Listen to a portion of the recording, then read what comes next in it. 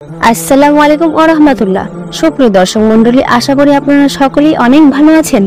আল্লাহর ওলি হওয়ার 5টি উপায়। উপমহাদেশের প্রখ্যাত বুজুর্গ আলেম শাহ হাকিম মুহাম্মদ আখতার রাদিয়াল্লাহু তাআলা আনহার আল্লাহর ওলি তথা তার প্রিয় ভাজন হওয়ার 5টি উপায় বর্ণনা করেছেন। তা হলো, 1 নম্বর হলো আল্লাহর ওলির সঙ্গে সম্পর্ক রাখা, ভালো মানুষের সঙ্গে মানুষকে ভালো কাজে উদ্বুদ্ধ করা এবং মন্দ মানুষের সঙ্গে মানুষকে মন্দ কাজে পরচিত করা। বাংলা ভাষায় বলা হয়েছে, সৎ কাজের সঙ্গে স্বর্গবাস, অসৎ কাজের সঙ্গে সর্বনাশ।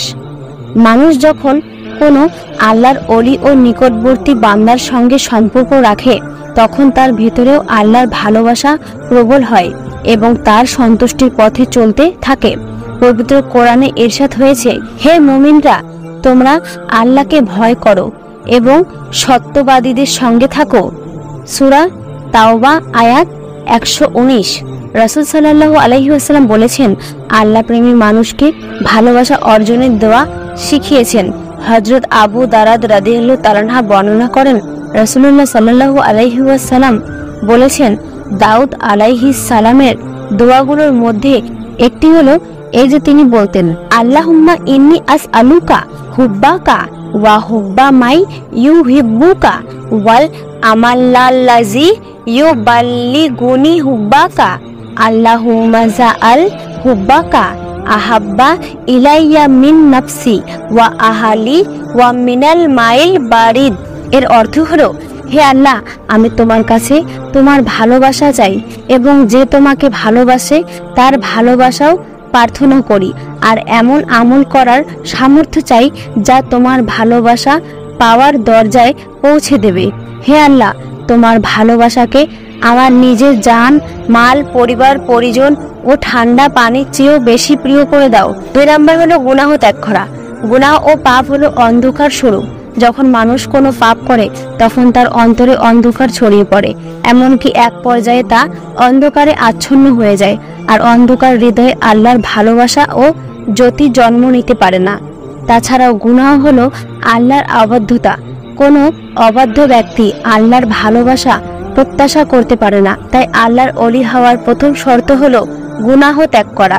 পবিত্র কোরআনে গুনাহের ভয়াবহতা তুলে ধরে ইরশাদ হয়েছে, আর কেউ আল্লাহ ও তার রাসূলের অবাধ্য হলে এবং তার নির্ধারিত সীমোল্লঙ্ঘন করলে তিনি তাকে অগ্নিতে নিক্ষেপ করবেন, সেখানে সে স্থায়ী হবে এবং তার জন্য লাঞ্ছনাদায়ক শাস্তি রয়েছে।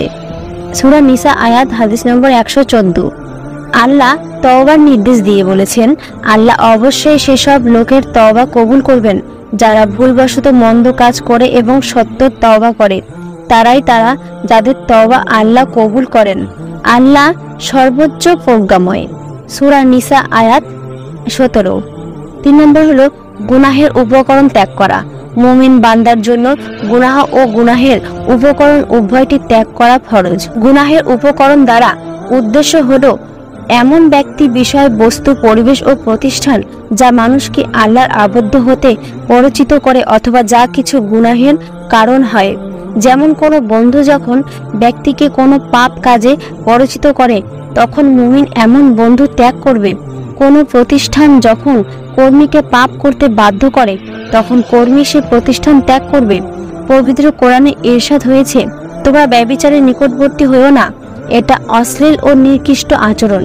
এতিম বয়প্রাপ্ত না হওয়া পর্যন্ত সাধুপায় ছাড়া তারা সম্পত্তির নিকটবর্তী হইও না এবং প্রতিশ্রুতি পালন করো, নিশ্চয়ই প্রতিশ্রুতি পালন করো, নিশ্চয়ই প্রতিশ্রুতির সম্পর্কে কৈফিয়ত তলব করা হবে।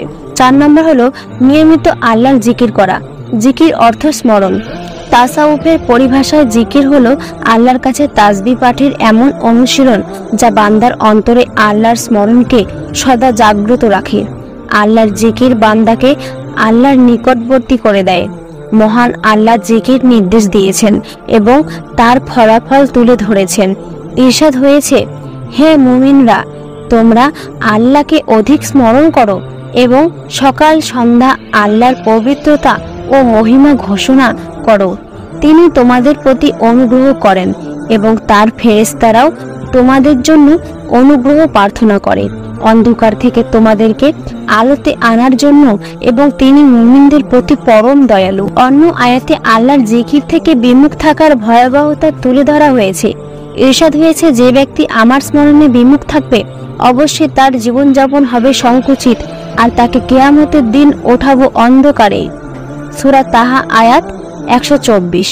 মহানবী সাল্লাল্লাহু আলাইহি ওয়াসাল্লাম আল্লাহর স্মরণ বিমুখ মানুষদের মৃত ব্যক্তির সঙ্গে তুলনা করেছেন।